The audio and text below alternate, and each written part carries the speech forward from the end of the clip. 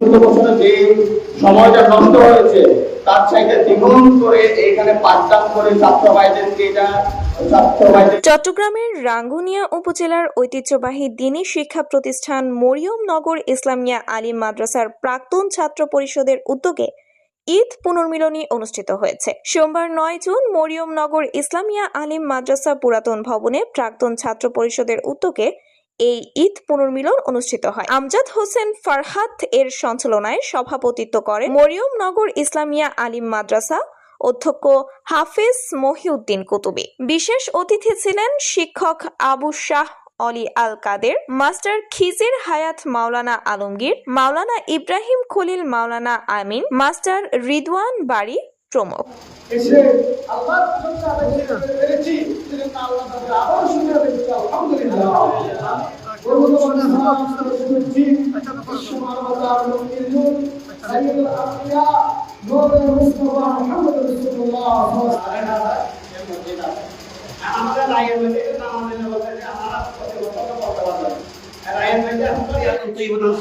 আল্লাহ তোমাদের যশকে দান করুন, তোমাদের আল্লাহ তাআলা এলম আমল দান করুন।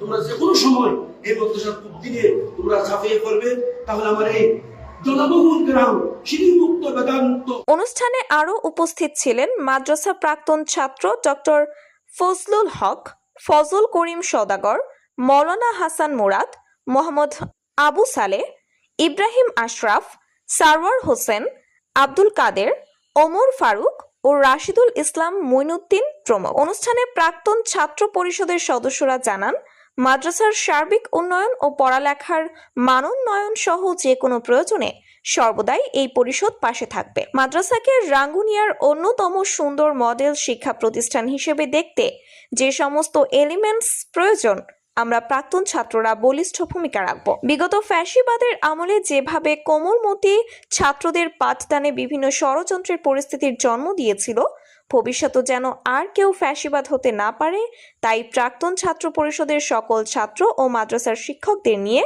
সকল ষড়যন্ত্রকে রুখে দিবে ইনশাআল্লাহ।